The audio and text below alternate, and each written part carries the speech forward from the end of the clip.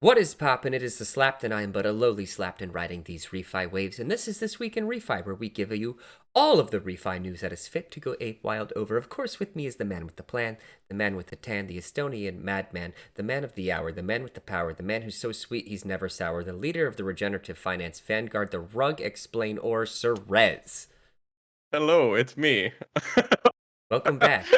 Yes, welcome back. In the last 2 weeks, all I've done is practice that. Yeah, it definitely shows, yeah. Over and over and over again Yeah, in the car yeah. eyes. Yeah. Well, hey man, it's been a little while. We're gonna talk about what you've been up to. You've been hmm keeping the podcast thing alive even without me. I've been busy doing data-driven telemarketing. We're not gonna get into that. But yeah. So there's that. Hey, it's a bear market, Res. You know what that means? hmm Jobs.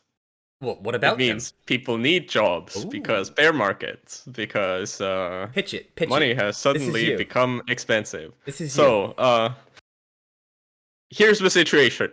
Macro, very bad. Central bank interest rates, over 5%, I think, at this point.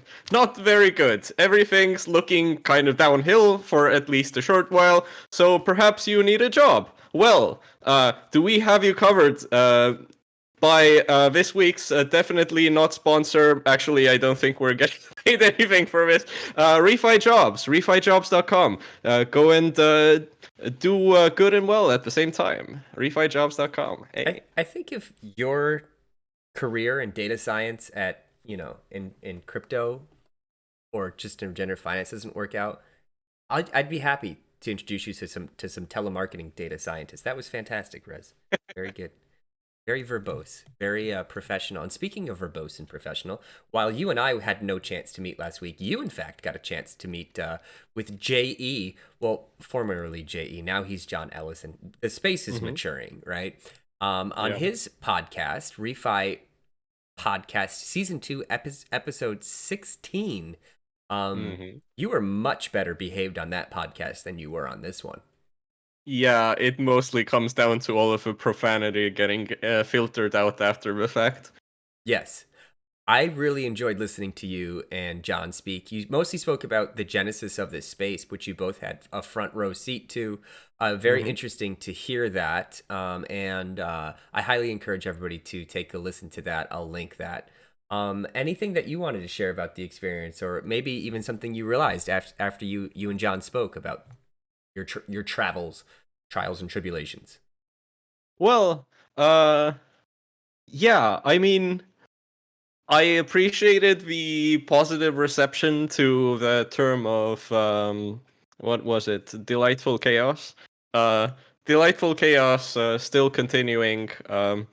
I think it's best represented by a sort of maybe raccoon or associated trash panda that having a great dance in the rain while everything's on fire. That's kind of what delightful chaos looks like. But mm, it's definitely a time to be alive, and I mean, there's no better time to work on things than right now. So, like, you don't necessarily get to choose the markets you're working in. Perpetually the optimist. Well, it was a great listen. Like I said, you were very professional, as John always is. The good, one of the benefits of being on this podcast, Rez, is we don't have to build trust. So hmm we can say swear words, and we're going to, Yes. and we can just Like the one that got edited out quite a couple of times. shit post. You said Shit shit post. posting. Yeah, shit posting. That's our favorite thing to do. Yeah, the We'll S talk about that. bomb. Shit Yes. posting. Let's get into let's get into some refi stories. All right, so we've got the carbon credit dynamic pooling from Thallo. Um, hmm this is you love talking about this. Oh yeah, What do you want to tell the people about this? yeah. So as we've discussed on this podcast quite a couple of times, one of the main challenges in the voluntary carbon market is the fact that no credit is necessarily fully fungible or equivalent with some other credit, and because of that, we have this very fragmented market where it's kind of hard to buy and sell things. The historical solutions to this haven't been that great. Crypto has done a bunch of innovation in this space. For example, the BCT, NCT pools are essentially pools that, based on some criteria, accepted in the past when they're allowed tokenization, there are credits to come on chain. And then you could go there and buy NCT, for example, and then you could offset your footprint with something inside NCT, and you're just not opinionated about it. There are pluses and minuses to this approach, but generally you don't get the level of specificity you might want in these kind of solutions, and they tend to have this race to the bottom effect with the cheapest credit that can go in eventually doing it and essentially eliminating the economic incentives to bring in maybe more expensive credits. The solution that Thallo is proposing in their newest blog post is essentially having these sorts of virtual pools where certain kinds of credits based on some criteria might get grouped together, and then you might have overlapping pools where maybe some credits belong to a bunch of different pools at the same time. I'm quite excited to see how that option is going to go. I think it does, in some sense, make a lot of sense. In other senses, it probably is quite difficult. So there's pluses and minuses. The plus is that, as it seems, based on their blog post, you can go in, you can specify exactly what kind of a carbon credit you're looking for, and they could settle that immediately when there's some sort of like other side of this kind of offer available. The downside, seemingly, about that is I'm not sure how you would be like a liquidity provider in this kind of a system. It's looking more like this kind of automated market making strategy might not be where we're going with this. It's looking a bit more like it's probably an order book style mechanism. We've seen those work out in the carbon markets to some extent. They end up becoming kind of WhatsApp groups with a fancy user interface. But not necessarily that what this might end up being, but there is always this kind of a risk. Couple things that I'm thinking about looking at this system. So I have on the screen, for those who are just listening and not watching, a graphic of 3 pools: a nature pool, a Paraguay pool, and a specific SDG pool. So those would be like how the credits would be grouped arbitrarily, let's say by the platform. To create the specificity and to allow for a participant to pull from overlapping pools, there would have to be some level of metadata, right? There'd have to be some tags applied to the credits in each pool. So you are going to be limited to the amount of tags, the amount of different descriptors on each credit in each pool. And then the other thing I was thinking, and you had brought this up, and I hadn't thought it, you're the data scientist here, is that when you allow for this customization, the problem of tracking becomes infinitely complex, right? So if we're to track, let's say, 2 arbitrary pools, these are your words, I'm just going to paraphrase them, you could tell them where I'm going wrong. The amount of data you would need would not be that great relative if you're tracking, let's say, 40 parameters, right? Because it's not even a linear function. It's much more as you increase inputs, it becomes exponentially more complex to track.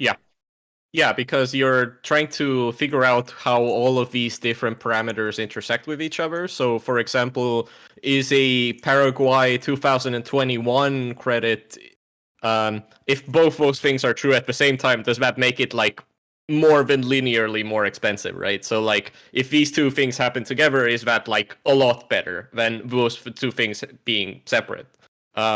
So there is that kind of a challenge about learning what the underlying response to the price is supposed to be, and then somebody actually would have to be in the middle of the market, making the essentially sell offers or buy offers or all of this in the middle in order to actually facilitate transactions. And that becomes quite difficult when you don't have a huge volume of transactions, but have a lot of different attributes on transactions, right? So if you have 200 buy and sell orders, but you're only doing this across like 1 or 2 parameters, you can infer just looking at the data, going like, oh, okay, so it seems like if this parameter is higher, people pay a higher price, right? But if you have 200 transactions, but it has 40 parameters next to it, then you're looking at the same thing going like, it's just noise. Like you can't learn a lot from 200 transactions if you're tracking 40 different things and trying to figure out how do all of these interact with each other, and even on a basic level, what do we do? So you start losing signal quite fast. So you need like really high frequency in order for the market to start being really nice. And then if you don't have frequency, you have a lot more noise. If you have a lot more noise, then potentially there are some nasty arbitrage opportunities that somebody might be able to get. Uh, and if those are, for example, some sort of automated positions from a liquidity provider, that might be really challenging. So, if somebody left their carbon with you going, hey, go and trade it, like I want to earn yield, that might not end well, potentially. So I'm assuming it's a more involved process being in the middle of that kind of a market. Yeah, that's really interesting. Very good insight. Of course, the idea behind all of these attempts at solutions is, maybe it's just we're trying.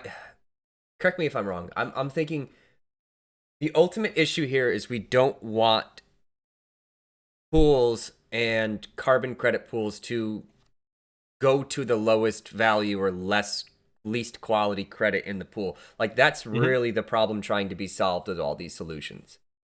In a very real sense, yes. Um, I think that's part of it, at least. The other half is people have preferences and they would like to express these preferences. So if the infrastructure you have can't price these preferences, then you end up having these kind of weird issues where, let's say something's supposed to be more expensive, something's supposed to be cheaper, and your mechanisms uh, don't have the capability to adjust prices based on this, right?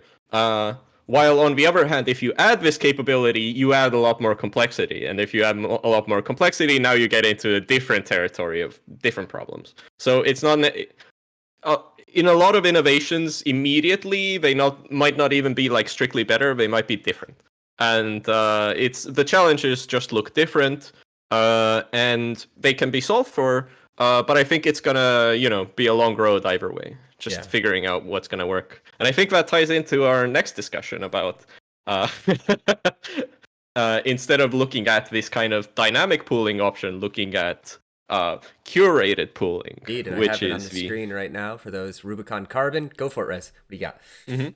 So, uh, kind of TradFi alternative asset manager.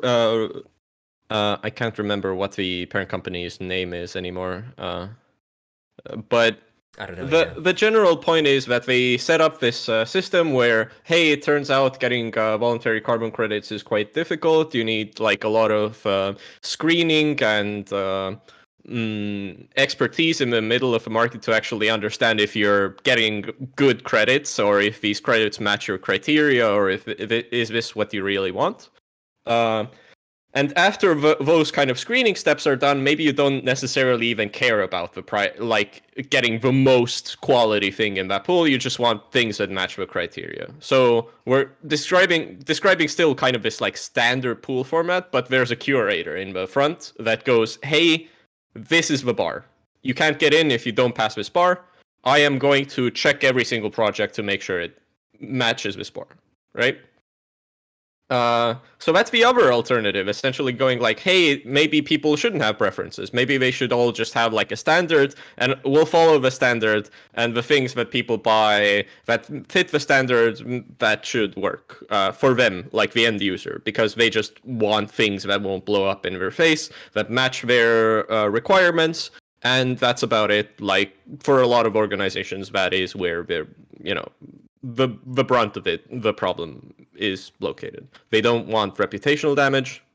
They would still like to get the cheapest deal they can while having good ESG marketing value. That's a very cynical way to kind of put it.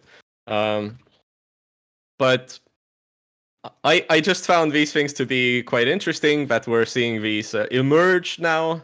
I do feel uh, uh, an urge to say I called it.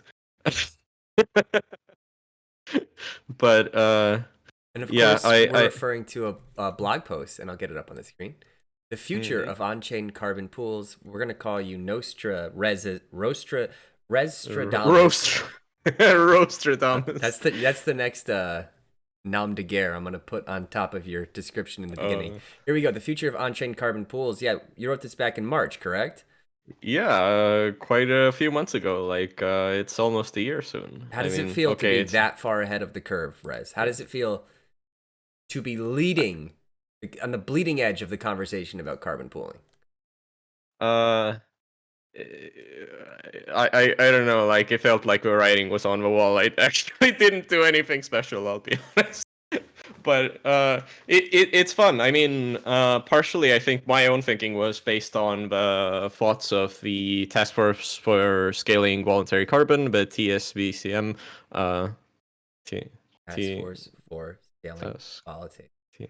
Yeah, yeah. That sounds good. If you say it fast, no one's gonna process it quick enough. I think. Yeah, yeah. The whatever the acronym is for that, but yeah, those folks essentially were talking about similar concepts quite a long time ago. I think even BCT's pool design originally had some inspiration based on that, and yeah, I mean it's cool to see that we're getting to a point where we're seeing more of these experiments happening on quite a reasonably large scale. I think the Rubicon Carbon one was a huge fund.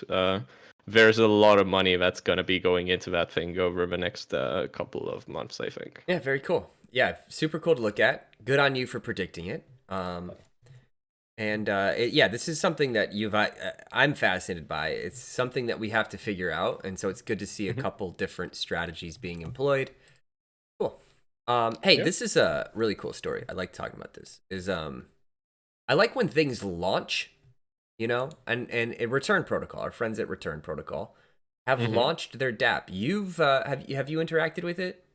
I've interacted with it. I haven't finalized the transaction on it yet. Okay. I'll be honest. So I've got it up on the screen. We've got three. Once you connect your wallet to it, I'm looking hmm at offset your historical blockchain emissions, deposit your hmm crypto for perpetual impact. This is my favorite part, and then make a direct contribution. So the historical blockchain emissions this is what it sounds like. Everybody has a carbon footprint with the blockchains they've interacted with. If you've been on Ethereum, historically the Bitcoin network, whatever, you proof of work blockchains have a higher carbon footprint, and then proof of stake has had a lower carbon footprint. But anyway, you can take a look at that, and then you can offset your carbon footprint. Deposit your crypto for perpetual impact. This is probably with this. Is this your favorite part too, Rez? I know you're into these sorts of vaults. So it's I if I remember correctly, it's a USDC Yearn vault or an Mm, Aave vault or something like this. yeah, So essentially, you put in stable coins. Those stable coins get lent out, and then uh, any yield that's generating goes into offsetting your carbon footprint. So it's essentially a form of doing good without taking a loss on your balance sheet, which is cool, I and think. what was Yeah. like all apologize my memory Yeah. is like in that we had Helena Merck on, right, and she Yeah. was with Spiral's protocol, and they were doing Yes. something similar, right? Yes, they were doing liquid staking, but Right. essentially a form of liquid staking, which in the background, all of the or part of the yield was essentially Right. redirected into doing good for the planet. There you go. And so then make a direct contribution. I think this is just a donation, which is cool. Hey man. Yeah, if you got some extra cryptos lying around you want to dedicate to a good cause, there you go. Yeah, So cool, man. you get an NFT out of it, which is your impact NFT. So that's how good of a person you are Good. in the form of a picture of a box. There you go. And you can I receive your impact identity, which is cool, right? People are into that. Yeah, yeah. I hope they're getting kind of like more cooler pictures at some point out of those boxes. Well, uh, hopefully. Let's talk about some NFTs. Let's talk about Flow Carbon and Mm. their flowers. It's an NFT series. Flowers. Yeah, Flowers. like flow carbon. Please tell us how to pronounce this. Flowers, flow freers, Okay. So flowers. Yes. This is hey, these are some cool NFTs. I just wanted to point out my favorite, Rez. Okay, let's hear your favorite. Well, I have it on the screen, and Mm-hmm. it it's this big yellow Simpsons looking character that seems to be having sex with a fuzzy planet. If I Mm-hmm. had $10,000 in discretionary like spending, that would be mine. I'm going to say this right now to any rich people watching this. You must buy this NFT. This is priceless. What do you Yep. think? Can't Yeah, say I you mean, can't say that on JE's podcast, can you?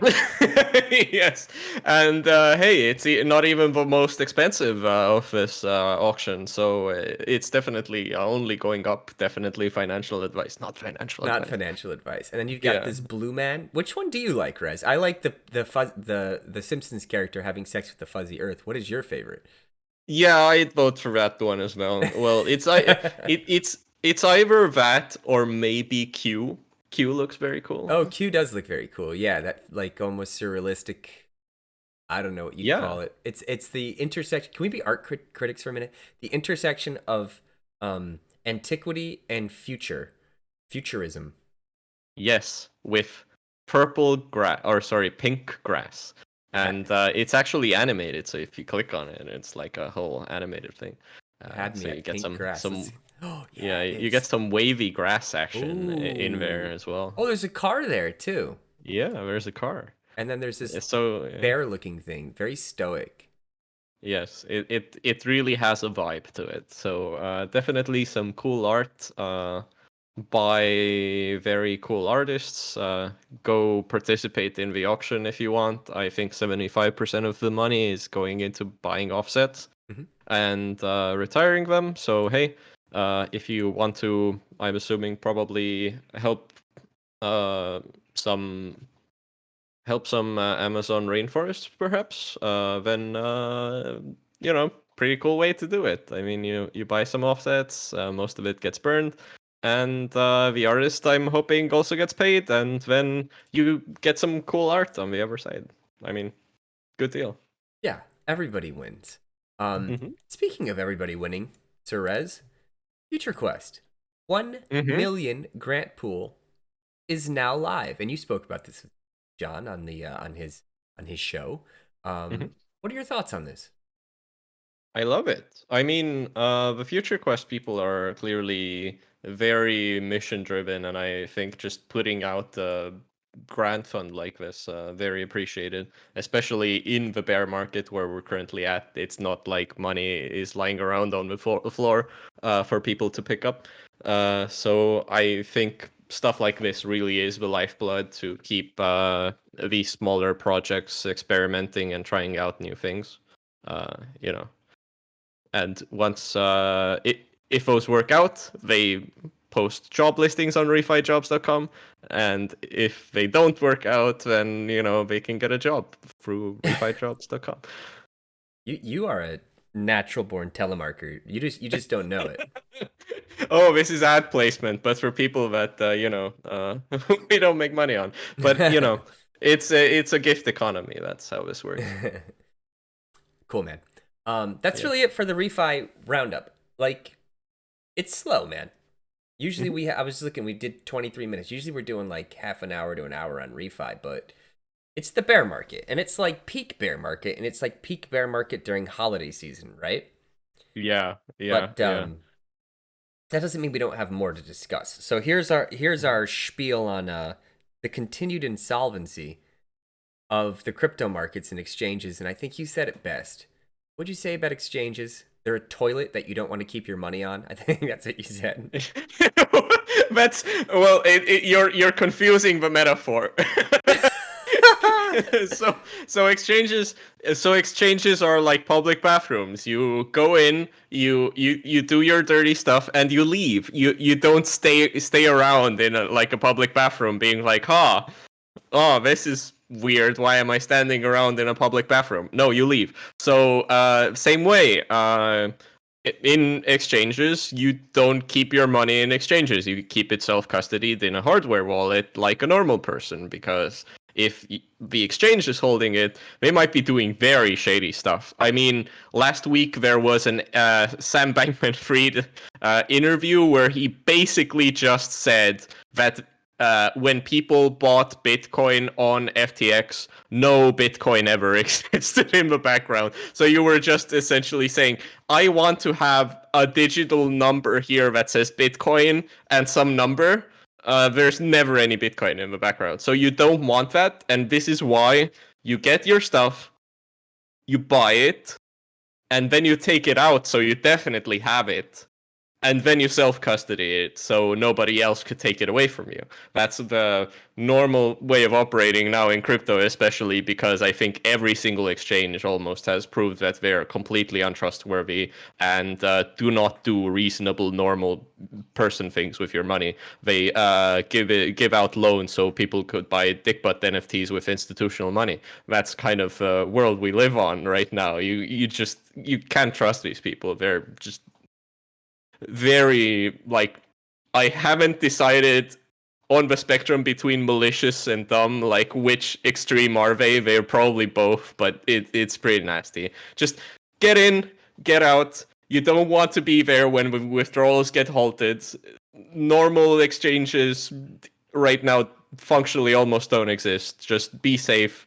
Hardware wallets, self custody, exchanges just lie to you. So don't play that game. There you have it. So you just took aim at dick butt NFTs and loitering in public bathrooms. Is there anything else you want to attack me for? Maybe having a Christmas tree above my shoulder. What else? What else do you want to take me to task about? Yeah. Now it turns out like you own 10 dick butt NFTs. Oh, Yeah, that would be I so keep cool. them in the public bathrooms in my town. I Yeah, turn them into like art in the galleries. the NFT display picture frame Yeah, things, like you have them like lined up in a public 100%. bathroom. Yeah, we call those public Eh? goods. So why did we get on? Why did we get? I'm dying.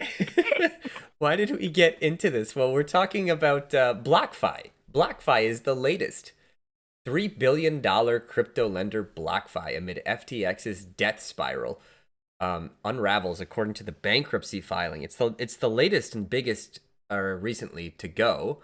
I actually signed up for BlockFi during the bull market.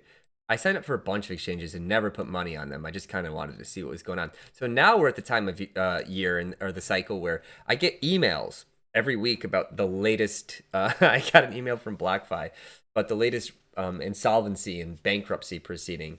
And a lot of this stems back even to before FTX.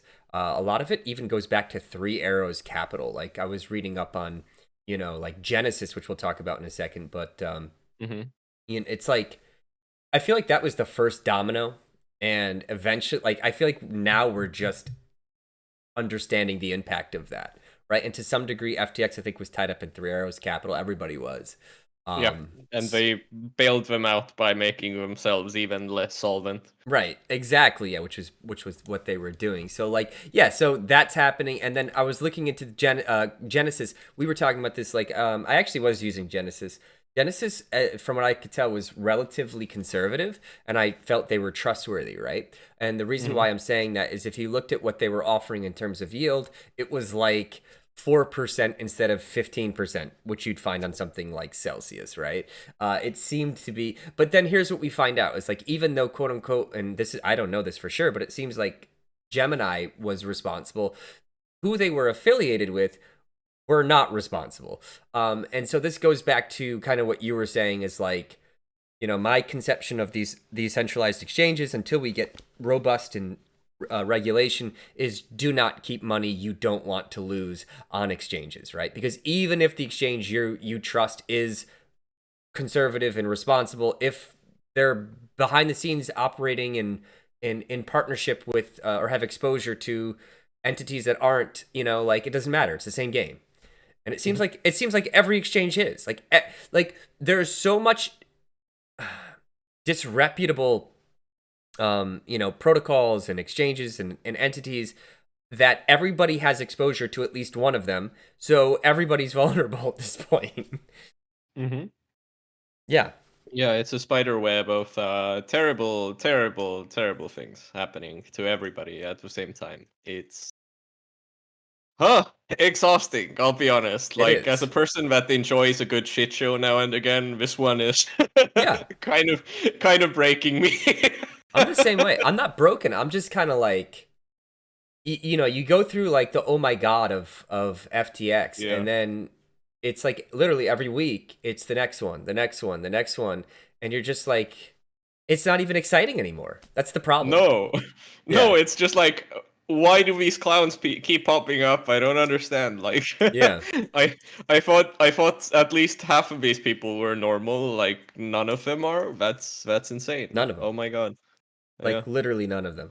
And none. so where does this end? Here's my question to you: Is what's the ultimate? Mhm, If you had to predict, how does this cascade of, you know, bad decisions, bad investments, mhm. exposure to, you know, outright corruption end? In the short term, I don't think it will end, but I think we're still early in seeing all of the fallout. Because I think an important thing to keep in mind. Unlike crypto protocols that can unravel in in over, like, under a week, centralized entities can do this sort of I'm fine LARPing for an extremely extended period of time. I mean, they could just for a year keep pretending that everything's fine, and they will keep doing that as long as they can, hoping that they will be able to gamble their money back, for example, or maybe this one more deal will make us more solvent and not on the brink of bankruptcy, and they'll keep doing that, and how long does it take for these kind of situations to play out? Well, when Bear Stearns happened, it took, I think, 8 months or something like this for mm, who was the I'm blanking on it right now. What? Uh, in the 2008 financial crisis, Lehman Brothers, Bear Stearns. Okay. Lehman Brothers. Lehman Brothers was 8 months after Bear Stearns. Mm-hmm. 8 months. Yeah. Um, so, like, in the same way, I think a lot of organizations can just say, "Oh, we had limited exposure, everything was within risk tolerance, everything's fine," Mm-hmm. and then they'll keep telling you this until one day they show up and say, "Hey, we're filing for bankruptcy," Yeah. and that's kind of there's nothing in the middle. We're fine, Mm-hmm. we're filing bankruptcy. Mm-hmm. There's no we're not doing the best. That area just doesn't exist for traditional finance. That area is off limits. You can't say we're struggling. You say we're fine, or you declare bankruptcy. Yeah. There's no middle ground. So a lot of these organizations will just keep denying that they have any issues for as long as they possibly can until they file bankruptcy, and in that case, the cat will be proverbially very much out of the bag, Yeah. along with everybody's money. But up until that point, the Monex still exists. I mean, look at this account. It says like infinite Monex. Like you have all the Monex. You just don't have money, but Monex, a lot of it. You can have all of it. Here's Monex. Yeah, you're right. It does. It's binary. We're good, and then we're not good, and then that's it. And it's a Yep. a switch that gets flips. And there's actually, I think, really good reasons for that. And that's because, well, there's dishonesty, and then the other thing, like, practically speaking, is if you're a financial institution and you publicly say that we're in trouble, it becomes a self fulfilling prophecy, right? Because if I hear Yes. that, I'm out, and everybody Hmm. who's paying attention is out, and yeah, it is a weird thing that you to some degree you can't be honest with the public if you're a financial institution because it's your ruin, right? Yeah. Like, Yeah. The moment you say we're not fine, that's it. yeah, you're certainly not Sorry. fine after that. Like, it's over. You're definitely 100% not fine Yeah. after that. And I think that's the value of kind of on-chain statistics, because then everybody's playing with an open hand of cards. Right. It forces people to do things that make more sense instead of just like weird leverage deals that are under collateralized and no recourse. That's kind of a status quo right now. Also known Just as like, big brain deals. The biggest of brains, high leverage, under yes, collateralized. high leverage under collateralized. You've been leveraging something. You've been leveraging artificial intelligence, we were Oh playing yeah. around with AI text, and you've been Mm-hmm. playing around with AI art, and Yes. you've got some on your Twitter. What's your Been a fascination with this, Rez? You want to talk about this? What's going on?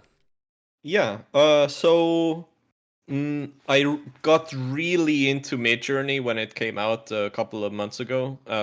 So Midjourney is this AI generator where you just kind of describe what you want. It gives you some options. You keep picking between those options until you land on something you like. So it's a kind of, AI plus human job where the AI does generation and you do curation. And then, you go back and forth until you just generate cool stuff. And the models have been getting incredibly a lot better. And in the most recent update to the model they pushed out, which is version 4, the models got super, super good at generating sort of digital art looking things at very high quality. So that's been the thing that I've been playing around with. I created kind of a set of core keywords and then around that built a kind of, just generate me stuff. I want to see what it looks like, click through a couple of things. And then I ended up making a bunch of people's profile pictures, including myself. So, like, it's been quite fun. That's cool, man. Small Yeah, weekend hobby project. a weekend hobby of what is it? Curating AI art. Yes. That's where we're at the end of 2022. Isn't that wild? Yeah.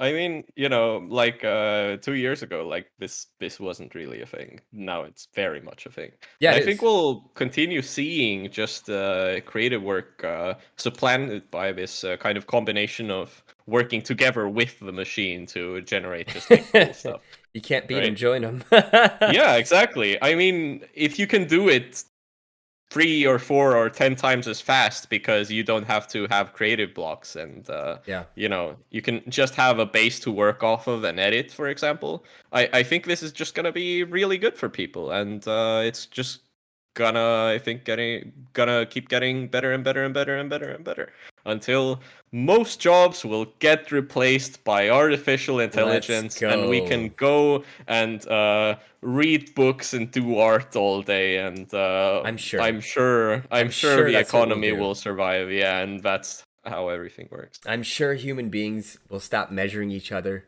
against each Yeah. other in terms of wealth and we'll all just settle at an equilibrium. We have no desire to rise above in a hierarchy. Yeah, I think I think the term over there is, this luxury space communism. That's kind of a vibe, Yes, yes, yes. Yeah. So, Rez, always a pleasure. I'm glad we're back at it. hmm Anything exciting happening in your life that you want to share? You don't have to. Uh, Honestly, no. It's very cold outside. Oh my Yep. god, it's cold outside. In Estonia, we went from What's your what was Celsius? it? Zero degrees Celsius to -10 or -12 degrees Celsius this week. So it's been quite chilly. Not a fan. I already forgot what it feels like for weather to be this cold. I don't appreciate being reminded of it. And for those who are living in freedom units, -10 degrees Celsius is 14 degrees Fahrenheit. Yes, that is cold. That Mhm. is very cold. Yeah. Yeah, it's and it'll probably keep getting colder. I think actually I hope it's gonna be a mild winter. -10 is still okay for Estonian standards. It can get colder a lot. Yeah. And that those energy costs are still doing those energy things. So I hope you're right. Yay. Yeah, it's Yeah, I love crazy. it. So Well, good. there you have it. Another one in the books. We look forward to the next one. And remember to ape responsibly. Peace, Peace. dudes and dudettes.